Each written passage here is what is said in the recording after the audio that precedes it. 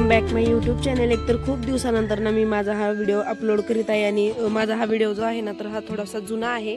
तर झालं होतं असं की माझी बहीण ना इथे तिला 7-8 दिवस झाले होते आणि तिला ना आता तिच्या हॉस्टेलला पण जायचं होतं। मग आम्ही नाही ते सकाळी थोडंसं लवकरच उठलो आणि मग सकाळी उठल्या तिने लगेच आम्ही ते चाय वगैरे बनवला आणि हे ना आम्ही वडापाव बनवलं होतं ना त्यावेळेस पाव आणून ठेवले होते, पण ते काही इतके आम्हाला सरले नाही त्याच्यामुळे ते उरले होते। मग ते तसेच वाळायला टाकले। मग त्याच्यानंतर ना लहान्या बहिणीला मी विहिरीकडे घेऊन गेले होते कारण ना तिला थोडंसं शेतीत फिरायचं होतं। एक तर तितके दिवसातून आली ना मग तिच्यासाठी हे सगळं नवीनच वाटत होतं कारण ती आता तिला बाहेर राहून ना 1 वर्ष कंप्लीट झालेलं आहे। मग इथे ना तिला मला तू माझा असा काही व्हिडिओ बनव। मग इथे मी मस्त पाणी वगैरे शेंदायला टाकलं आणि विहिरीचं पाणी पण एवढं खाली गेलं होतं ना की काहीच सांगा।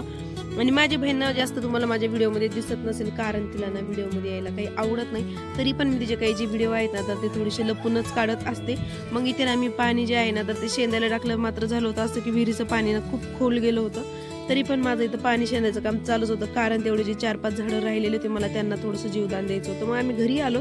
घरी आल्यानंतर भैयानी त्याच्या हाताने मस्त ते छान भेळ बनवली होती। मग आता तिला टाइम होता, तिला बाय बाय करायचं। मग तिला भैया घेऊन जाणार होता बस स्टँडला। मग इथे ना तिला टाटा बाय बाय केला आणि खरं सांगते 7-8 दिवस ना तिच्यासोबत कसे मी घालवले हे सुद्धा मला कळालं नाही। एकतर ना वर्षभर ती बाहेरच होती आणि एवढी खराब झालेली आहे आणि खूपच बदललेली आहे, त्याच्यामुळे ना मला थोडंसं म्हणजे असं वेगळंच वाटत होतं ती चालली होती तर।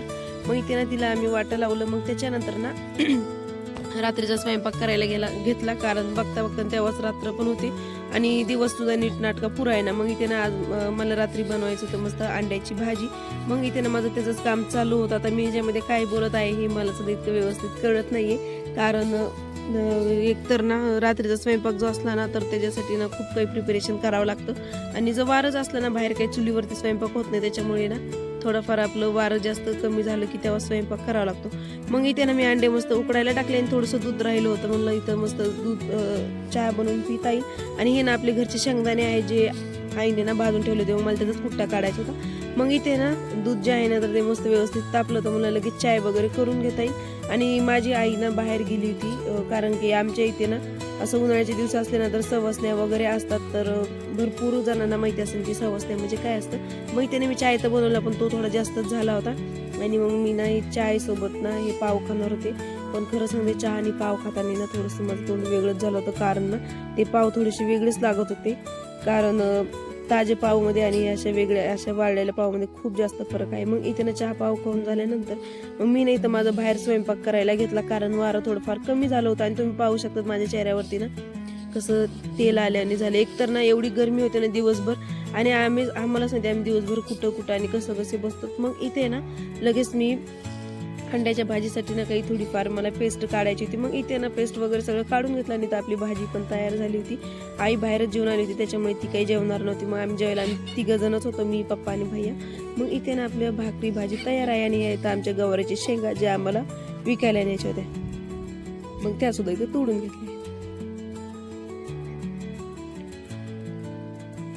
मग आता नाही तर सकाळी थोडंसं लवकर उठले आणि उठल्या आधी ना मला माझा एकतर चेहरा पाहू वाटत नाही कारण माझा चेहऱ्याचा हाल खूप बेकार झालेला असतोय। मग इथे ना उठले मस्त की आणि लगेच फोन घेऊन मी माझं काही ना काहीतरी दिवसभर चालूच राहतं। आणि खरं सांगते माझ्याजवळ एवढं काही खास नाही दाखवायला की तुम्हाला मी शेत असं चांगलं फिरून आणावं हे दाखवावं। एकतर ना तुम्ही माझे पहिल्यापासून ब्लॉग्स पाहिलेच असतील की माझे ब्लॉग जे आहेत ना तर ते काही एवढे खास राहत नाहीत, तरी पण जे काही असेल ते मी माझं डेलीची लाईफ रुटीन सगळं शेअर करत असते। मग इथे सकाळीच ना मी मस्त असं हातामध्ये फोन घेऊन माझा व्हिडिओ चालू केला, मला जे काही आहे ते दाखवावं। मग इथे ना माझी आंघोळ पण झाली होती आणि मस्त मी थोडासाच मेकअप केला होता जे तुम्ही पाहू शकतात। आणि इथे ना आईने ज्यावेळेला बनवलं होतं टोमॅटोची भाजी सोबतच शेपू आणि चपाती आणि थोडीफार भेळ बनवली होती। मग ते पण इथं मस्त छान खाऊन घेतलं आणि खाल्ल्यानंतर ना खरं सांगते एकतर ना दिवसभर काम करायचं मला ना कधी मला तर लई कंटाळा येतो, त्याच्यामुळे 24 तास मी तर फोन घेऊनच बसलेली असते। मग इथे ना डायरेक्ट मी गेले शेळ्यांच्या गोठ्यामध्ये कारण तिथं ना खूप गार लागत होतं आणि तुम्ही माझ्या डोक्याला हे जे पाहू शकतो जो मी रुमाल बांधलाय ना तो माझ्या डोक्याला ना डेली असतो कारण मी फक्त झोपताना काढून ठेवते, नाही तर डेली 24 तास माझ्या डोक्यालाच असतो। उन्हाचं प्रमाण पण जास्त आहे, सोबतच झळ्या पण भरपूर लागतात आणि मग त्याच्यामुळे ना उन्हाळ्या लागतात, त्याच्यामुळे रुमाल जो आहे ना तो माझ्या डोक्याला कायमचाच राहतो। मग इथे ना मस्त मी शेळ्यांच्या गोठ्यामध्ये बसते आणि तिथे ना पिल्लू जे आहे ना शेळीचे तर ते गाईच्या अंगावर चढत होते। मग गाय पण काही लगेच थोड्या वेळाने उठली कारण गाईला ना हे थोडंसं वेगळंच वाटत होतं आणि पिल्लू पहा किती मस्त निवांत गाईच्या अंगावर उभा आहे, खूप छान पण वाटत होतं असं बघितल्यानंतर ना।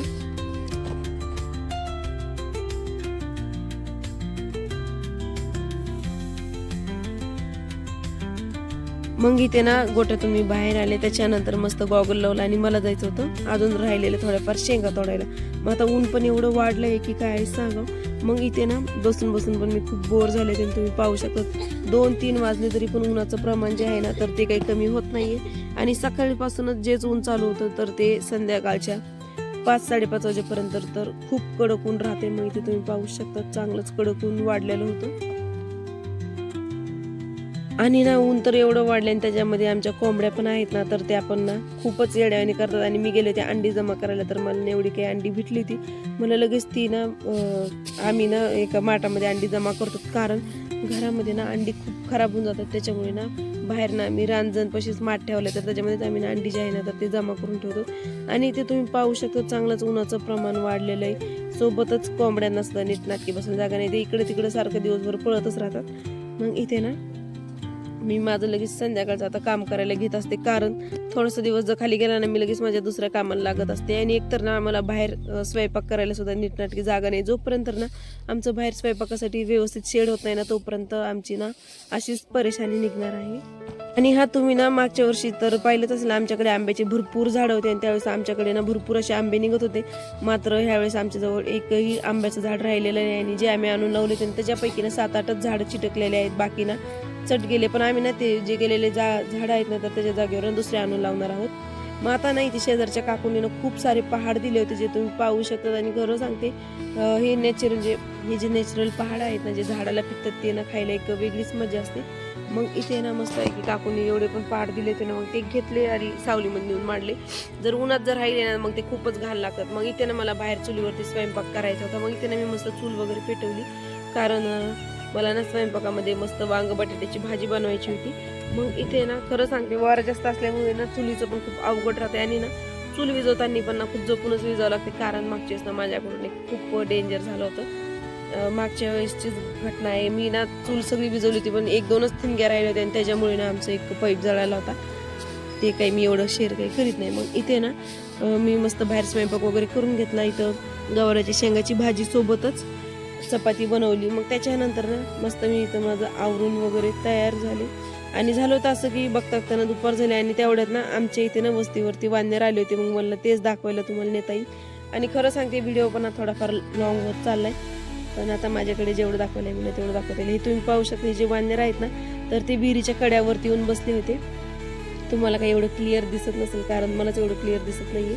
आणि मी काही त्या वानरांच्या जवळ गेले नव्हते, कारण ते वानर ना खूप डेंजर असतात, त्याच्यामुळे त्यांच्याजवळ तुम्ही जात नाही. मग इथे ना जसं मी पुढं चालले होते ना मग माझ्या मागे ना शेरू टॉमी दोघंही आले होते. आणि त्याच्यामुळे ना ते वानर जे आहेत ना तर डायरेक्ट चढले त्याला आमच्या बाबळीच्या झाडावरती. आणि खरं सांगते खाली ना शेरू आणि टॉमी दोघंही उभे होते. मला तर खूपच हसायला येत होतं, कारण ते वानर ना बसल्या टाइमपासमध्ये बाबळीचा पालाच खात होते. पण खरं सांगते वानर ना खूपच डेंजर असतात, त्याच्यामुळे त्यांच्याजवळ ना कोणी जातच नाही. मग इथे पहा मस्त हे 3 वानर किती छान वरती खाली करत आहे.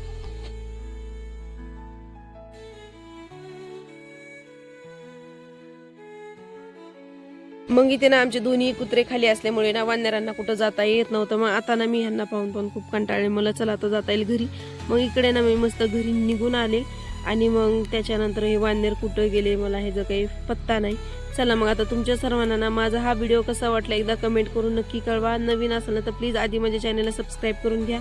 आणि आशा करते की तुम्हाला ना माझा हा ब्लॉग आवडला असेल. पण खरं सांगते ज्यावेळेस ना मला कधी कुठं जायचं चान्स भेटेल ना त्यावेळेस मी नक्कीच तुमच्यासोबत ना अजून छान काही असे व्हिडिओ टाकत जाईल. मात्र मी 24 तास घरीच असते, त्याच्यामुळे ना मला ना काही व्हिडिओ कोणते टाकावं हे काही कळत नाही. आणि गेट रेडी विथ मीची तर मी काही जास्त बनवत नाही, लॉंग खूप होत चालतं. चला मग आता माझा व्हिडिओ जो आहे ना तर तो मी इथंच एंड करते. तोपर्यंत भेटूया अशा नवीन नेक्स्ट ब्लॉगमध्ये. तोपर्यंत बाय.